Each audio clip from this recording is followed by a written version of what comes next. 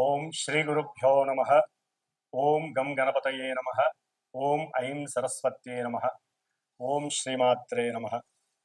ఓం వాగర్ధావివ సంపృక్తో వాగర్ధ ప్రతిపత్తయే జగతః పితరో వందే పార్వతీ పరమేశ్వరో.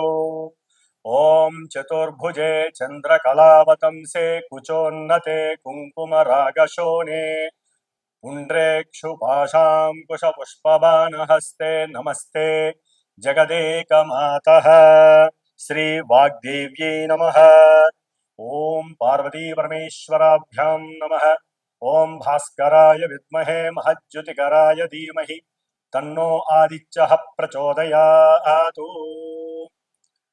నిత్యము కూడా సనాతన ధర్మాన్ని ఆచరిస్తూ ఈ యొక్క భరతఖండంలో జన్మించినటువంటి సమస్త మానవులంతా కూడా ఈ యొక్క ఛానల్స్ ద్వారా అంటే భక్తిని ప్రేరేపించేటటువంటి మన యొక్క శాస్త్రధర్మంలో ఉన్నటువంటి నవగ్రహ జ్యోతిష్యాన్ని మరి అత్యంత తెలివిగా ప్రదర్శిస్తున్నటువంటి ఈ యొక్క ఛానల్స్ ద్వారా ఎన్నో కోట్ల మంది ఖండాంతరాల్లో ఉండి కూడా ఈ యొక్క జ్యోతిష్య పరిజ్ఞానాన్ని వింటూ ఆస్వాదిస్తూ వారికి కలిగేటటువంటి ఇబ్బందికరమైనటువంటి పరిస్థితుల్ని ముందుగా తెలుసుకొని వాటిల్ని చక్కబెట్టుకొని, ఎందుకంటే ఈ యొక్క గ్రహాలు మొత్తం కూడా మన యొక్క మనసు మీద ప్రభావితం చేస్తాయి కాబట్టి వాటి యొక్క చారలు ఏ విధంగా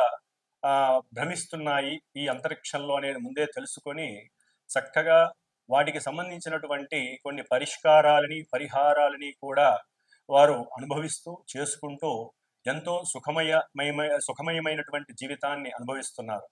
కాబట్టి ఇప్పుడు ముఖ్యంగా మనకి ఈ సంవత్సరం మార్చి 30వ తేదీ 2025వ సంవత్సరమున ఉగాది అనగా యుగాది అంటే క్రోధినామ సంవత్సరాన్ని వదిలివేసి తరువాత వచ్చేటటువంటి శ్రీ విశ్వావసు నామ సంవత్సరం. మరి ఈ సంవత్సరంలో ద్వాదశ రాశుల వారికి ఏ విధమైనటువంటి ఫలితాలు ఉంటాయి? ముఖ్యంగా ఈ విశ్వావసు నామ సంవత్సరానికి అధిష్టాన దేవుడు వైశ్వానరుడు అనేటటువంటి అగ్ని భగవానుడు. అంటే మనకి అగ్ని ద్వారా ఈ భూలోకంలో సమస్త మానవాళికి మంచి చెడు రెండింటికి ఉపయోగించేది అగ్నిదేవుడు. ఆ అగ్ని కిరణాల వలన మనకి ఎన్నో రకాలైనటువంటి చక్కగా ఉపయోగాలు ఉన్నాయి, ఇబ్బందులు ఉన్నాయి. కాబట్టి అగ్నికి అధిష్టాన దేవుడు ఆ సూర్య భగవానుడు కాబట్టి ఆయన యొక్క కాంతి కిరణాలు లోకాలన్నీ కూడా చక్కగా ప్రకాశింపజేస్తూ లోకాన్ని సుభిక్షంగా ఉంటూ ఆరోగ్యాన్ని ప్రసాదిస్తూ సమస్త జీవరాశుల్ని కూడా పోషిస్తున్నటువంటి ఆ సూర్య భగవానుడికి శ్రీ విశ్వావసు నామ సంవత్సరంలో వచ్చేటటువంటి గ్రహాల యొక్క స్థితిగతులన్నీ కూడా ఆయన వలన రక్షించాలని మనస్ఫూర్తిగా కోరుకుంటూ, మరి ఈ యొక్క శ్రీ విశ్వావసు నామ సంవత్సరంలో ప్రజలందరూ కూడా తమ యొక్క కుటుంబాలలో ఉన్నటువంటి సమస్త జనులతో విశ్వాసంగా, భక్తితో, ప్రేమతో, ఎటువంటి గొడవలు కలహాలు లేకుండా వారికి ఉన్నటువంటి గ్రహస్థితి రీత్యా అంటే జన్మజాతకంలో వారు అనుభవిస్తున్నటువంటి గ్రహాల యొక్క దశలు కానీ, అంతర్దశలు కానీ, విదశల ద్వారా కానీ అవి ఇప్పుడు గోచారంలో గ్రహాలు పరిభ్రమిస్తున్నటువంటి నక్షత్ర అనుసారంగా అవి తమ యొక్క ప్రభావాన్ని చూపుతాయి. కాబట్టి అవి ఏ విధంగా ప్రభావితం చూపిస్తాయో ముందుగా తెలుసుకొని దాని ద్వారా అందరూ కూడా సుభిక్షంగా చక్కగా ఉండాలనే ఉద్దేశంతో మరి ఉగాది నామ సంవత్సరంలో ముఖ్యంగా మనకి పంచాంగ శ్రవణం అని ఉంటుంది. మరి ఈ పంచాంగ శ్రవణం ద్వారా అందరూ కూడా ప్రతినిత్యము పంచాంగాన్ని చూడటం అలవాటు చేసుకోవాలి. ఎందుకంటే పంచాంగము అంటే పంచభూతాల చేతిలో వాటి యొక్క అధీనంలో ఉండేటటువంటి మన యొక్క పంచేంద్రియాలను చక్కగా వృద్ధి చేసి, అంటే బుద్ధిని జ్ఞానాన్ని వృద్ధి చేసే విధంగా ఈ పంచాంగం మనకి తోడ్పడుతుంది. నిత్యము మానవాళికి ఉపయోగపడేటటువంటి ఎన్నో రకాలైనటువంటి శుభ ప్రయాణాలు కావచ్చు, శుభ కార్యాలను కావచ్చు ఈ తిథి వార నక్షత్ర యోగ కరణాల ద్వారా తెలుసుకోవడం అనేటటువంటిది చాలా ముఖ్యమైనటువంటి విధి విశేషం. మరి ఈ ఈ యొక్క పంచాంగం ద్వారా మానవాళికి తిథేశ్చ శ్రియమాప్నోతి అనగా తిథిని తెలుసుకోవటం ద్వారా చక్కగా లక్ష్మీ అనుగ్రహం కలుగుతుంది. అట్లాగే వారాత్ ఆయుష్వర్ధనం, ఈ రోజు ఏ వారము అని తెలుసుకోవడం ద్వారా ఆయువు పెరుగుతుంది అని అర్థము. అట్లాగే నక్షత్రాత్ హరతే పాపం, నక్షత్రాన్ని ఈ తెలుసుకోవటం ద్వారా మనం చేసుకున్నటువంటి ఇంతకు ముందు రోజు వరకు ఉన్నటువంటి పాపాలన్నీ కూడా హరించేటటువంటి పరిస్థితి నక్షత్రం ద్వారా తెలుస్తుంది. యోగా రోగనాశనం, అంటే యోగాలు మనకి 27 యోగాలు ఉంటాయి. నక్షత్రాలు 27 అట్లాగో యోగాలు కూడా 27 ఉంటాయి. నక్షత్రానికి యోగానికి లింక్ అయి ఉంటుంది కాబట్టి ఆ యోగం ద్వారా మనలో ఉన్నటువంటి సమస్త రోగాలు కూడా పటాపంచలైపోయి సంపూర్ణ ఆరోగ్యవంతులం అవుతాము. అట్లాగే చివరిగా మరి కరణాత్ కార్యసిద్ధిస్తూ, మనకి మొత్తం మీద 11 కరణాలు ఉంటాయి. మరి ఈ కరణాలను తెలుసుకోవడం ద్వారా ఈ రోజు ఏ కరణం మంచిదా చెడుదా అని తెలుసుకోవడం ద్వారా సమస్త కార్యాలు ఆ రోజున ఫలప్రాప్తి ఫలసిద్ధి కలుగుతుంది. ఈ విధంగా పంచాంగ శ్రవణం వినడం ద్వారా, ఒకప్పుడు ఉగాది రోజున చెప్పేటటువంటి పంచాంగ శ్రవణం అంటే రాసులే కాదు, ఈ యొక్క ఉగాది రోజున పంచాంగ శ్రవణం ద్వారా మరి ఈ సంవత్సరంలో ఏ విధంగా వర్షాలు పడతాయి, అట్లాగే మనదంతా కూడా సస్యశ్యామలమైనటువంటి పంట పొలాలు, అట్లాగే వ్యవసాయ ఆధారిత భూప్రదేశంలో మనం ఉన్నాం కాబట్టి వ్యవసాయం ఏ విధంగా ఉంటుంది ఇవన్నీ కూడా చక్కగా తెలియజేసేవాళ్ళు రాజాది నవనాయకులు. అంటే మనకి ఈ సంవత్సరం అంతా కూడా ఎవరు రాజు, ఎవరు మంత్రి, ఎవరు సైన్యాధిపతి, అధ్యాధిపతి ఇవన్నీ కూడా తెలియజేసేటటువంటి రోజు. మరి ఈ విశ్వావసు నామ సంవత్సరంలో ముఖ్యంగా ఆదివారం అవటం ద్వారా, ఆదివారానికి గ్రహరాజు అయినటువంటి రవి రాజు కాబట్టి రాజుగా ఆయనకే పోర్ట్ఫోలియో వచ్చింది. రాజుగారికి ఈసారి 4 రకాలైనటువంటి పోర్ట్ఫోలియోస్ ఇచ్చి ఉన్నారు ఆ అంతరిక్షం. అది ముఖ్యంగా రాజుగారు ఆయనే సైన్యాధిపతి, మరి దేశాలని ప్రపంచాలని కాపాడేటటువంటి ఆ ఆధిపత్యం కూడా రాజుగారైనటువంటి రవికే ఇచ్చారు. అర్ఘ్యాధిపతి మేఘాధిపతి, వర్షాలు ఏ విధంగా పడతాయి అనేటటువంటిది, అట్లాగే అర్ఘ్యాధిపతి ఏ విధమైనటువంటి పంటలు పండేటటువంటి అవకాశం, ఇవన్నీ కూడా రాజుగారైనటువంటి రవికి ఇచ్చి ఉన్నారు. అట్లాగే మంత్రిగా సౌమ్యుడైనటువంటి ఎటువంటి దోషము లేనటువంటి చంద్రుడికి ఇచ్చి ఉన్నారు కాబట్టి చాలా వరకు చక్కటి సలహాల ద్వారా రాజుగారు పరిపాలించేటటువంటి పరిస్థితి కలుగుతుంది. ముఖ్యంగా రసాధిపతి శనియే ఉన్నాడు, సస్యాధిపతి గురుడే ఉన్నాడు, నీరసాధిపతి బుధుడు, అట్లాగే ధాన్యాధిపతి కుజుడే ఉన్నాడు కాబట్టి ఎర్రని పంట పొలాల ద్వారా మనకి చక్కటి ధాన్యాలు లభిస్తాయి. కాకపోతే రాజుగారు కొన్నిటికి ఉండటం వలన కొన్ని రేట్లు పెరిగేటటువంటి ధరలు పెరిగే అవకాశాలు కూడా ఉంటాయి. ఈ విధంగా మరి ఈ విశ్వావసునామ సంవత్సరంలో మనకి ఎన్నో విధాలుగా ఉపయోగాలు ఉన్నాయి, ఇబ్బందులు ఉన్నాయి. మరి ముఖ్యంగా ఈ విశ్వావసునామ సంవత్సరంలో ద్వాదశ రాసుల వారందరికీ కూడా ముఖ్యంగా 4 గ్రహాల చేత పరిపాలింపబడుతూ ఉంటారు. ఎందుకంటే వీటిని ఔటర్ ప్లానెట్స్ అంటారు. అట్లాగే ఇవి చాలా లాంగివిటీ కలిగినటువంటి రోజుల్ని, నెలల్ని, సంవత్సరాల్ని పరిపాలిస్తాయి కాబట్టి వారు ఇచ్చేటటువంటి ఫలితాలు కూడా చాలా నిదానంగా ఉంటాయి. కాబట్టి ముఖ్యంగా ఈ యొక్క సంవత్సర ఫలితాలను తెలుసుకునేటటువంటి విధి విశేషంలో ఏ రాశుల వారికి గురుడు ఎక్కడున్నాడు, ఆయన ఎప్పుడు వక్రించి ఉన్నాడు, అట్లాగే శని ఏ రాశిలోకి మారుతున్నాడు, ఆయన ఏ నక్షత్రంలో ఉంటున్నాడు, అట్లాగే రాహువు ఎప్పుడు మారుతున్నాడు, ఏ రాశిలోకి మారుతున్నాడు, కేతువు ఏ విధంగా మారుతున్నాడు.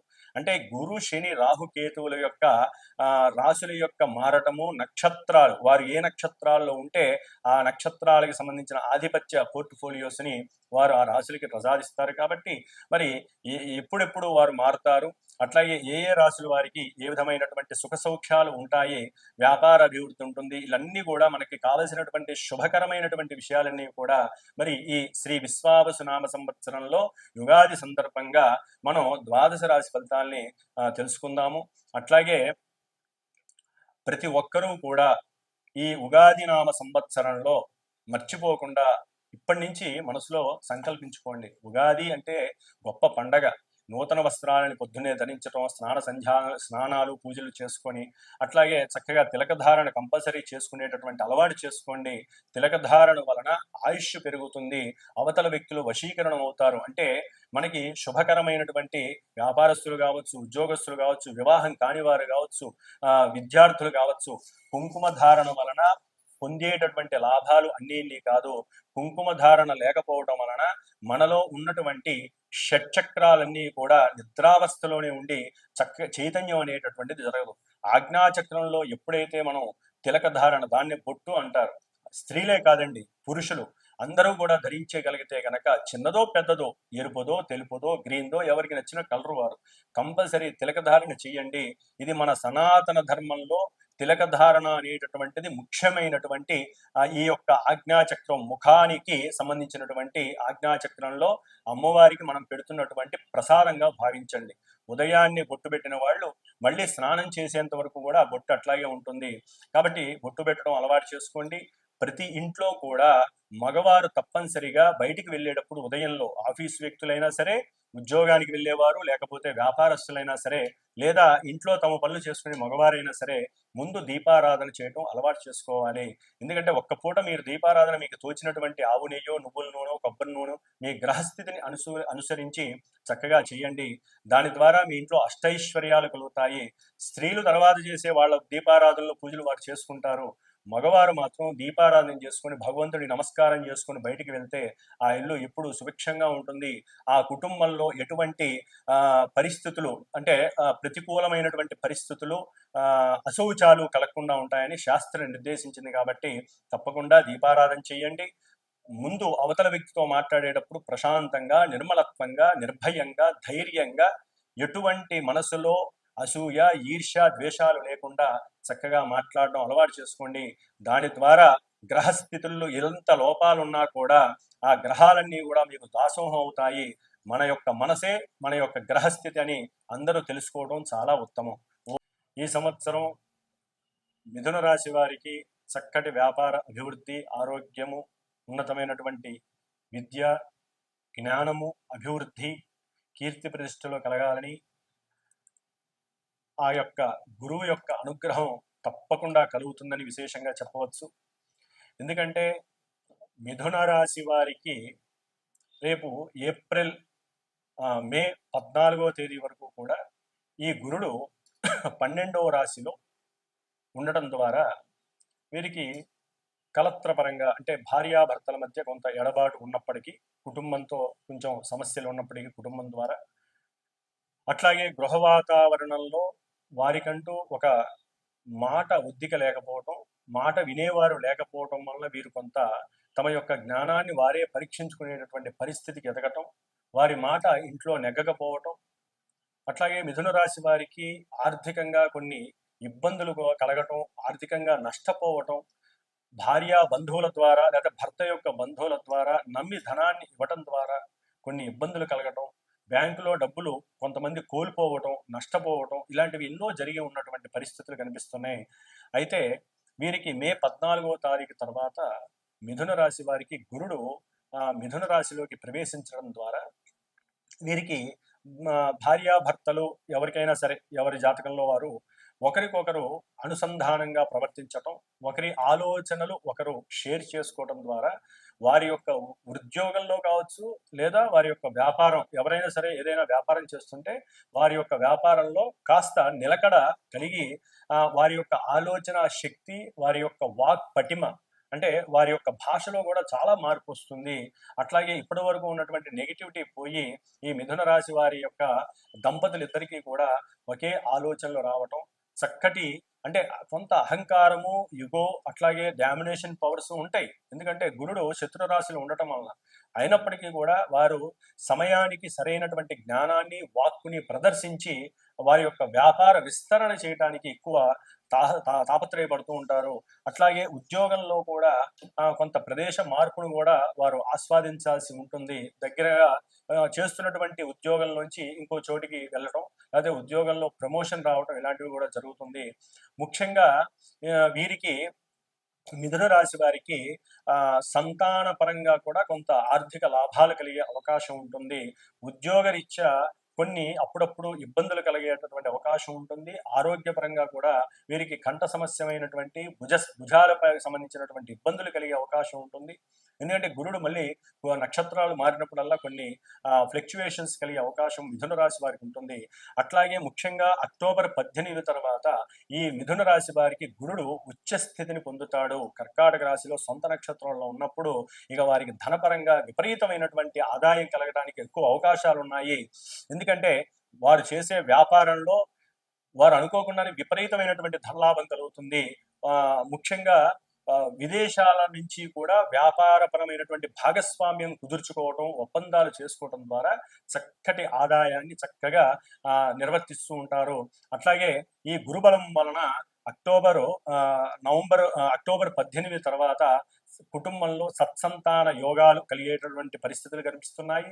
ఉద్యోగ అవకాశాలు, వివాహ యోగాలు కూడా కనిపిస్తున్నాయి. కాబట్టి గురువు వీరికి అనుకూలమైనటువంటి పరిస్థితి అక్టోబరు 18 తర్వాత ఉంది. అయితే శని రాహువులు దశమంలో ఉండటం చాలా విశేషమైనటువంటి పరిస్థితి. కాబట్టి వీరికి ఉద్యోగంలో దూర ప్రాంతాలకి ప్రమోషన్స్ రావటం, లేకపోతే అకస్మాత్తుగా ఉద్యోగంలో వెనకబడిపోవటం, ఉద్యోగంలో వారు చేస్తున్న స్థాయి నుంచి కిందకి పడిపోవటం, ఇట్లాంటివి ఎన్నో రకాలైనటువంటి ఫ్లక్చువేషన్స్ కూడా మిథున రాశి వారికి కనిపిస్తున్నాయి. ముఖ్యంగా కేతువు అంటే రాహుకేతువులు మే 18 తర్వాత మారేటటువంటి సిచ్యువేషన్ పరంగా వీరు వృత్తిపరంగా ఏదైనా దూర ప్రాంతాలకి వెళ్ళేటటువంటి అవకాశం, ఎక్కువ ప్రయాణాలు చేసేటటువంటి పరిస్థితులు కనిపిస్తున్నాయి. ముఖ్యంగా రాజకీయ నాయకులకి కూడా ఉన్నతమైనటువంటి యోగాలు కలగడానికి కూడా మిథున రాశి వారికి ఉన్నాయి. 3వ స్థానంలో కేతు వచ్చిన తర్వాత విద్యార్థులకి చక్కటి విద్యా ప్రతిమ పెరుగుతుంది, ఏకాగ్రత పెరుగుతుంది. అట్లాగే ఈ కేతు యొక్క ప్రభావం వలన ఈ యొక్క మిథున రాశి వారికి అనుకున్న సంకల్పము సిద్ధి కలగటానికి గురువు యొక్క అనుగ్రహంతో పాటు కేతువు కూడా అనుగ్రహిస్తాడు. ఏదేమైనప్పటికీ మిథున రాశి వారికి కొన్ని నెలల యందు ఈ యొక్క గురువు ఫ్లక్చువేషన్స్ అవటం ద్వారా, అంటే అటు వృషభ రాశి, మిథున రాశి, కర్కాటక రాశి 3 రాశుల్లో ఆయన సంచారం వలన, అతిచారత్వం వలన మరి వీరికి కొన్ని నష్టాలు కలుగుతాయి, అఖండమైనటువంటి లాభాలు కలుగుతాయి. కాబట్టి హ్యాపీగా ఉండొచ్చు. ఏదేమైనప్పటికీ కూడా వీరు అక్టోబర్ 18 వరకు కూడా గురు చరిత్ర పారాయణ చేయండి, లేదా దత్త స్తవాన్ని చదవండి, దక్షిణామూర్తిని ఆరాధించండి, లేదా దక్షిణామూర్తి దేవాలయమైనటువంటి అరుణాచలంలో ఒక్కసారి ప్రదక్షిణం చేస్తే ఆయురారోగ్యాలు కలుగుతాయి, అఖండమైనటువంటి దివ్య జ్ఞాన శక్తి మీలో పెరుగుతుంది. ఓం శ్రీమాత్రే నమః.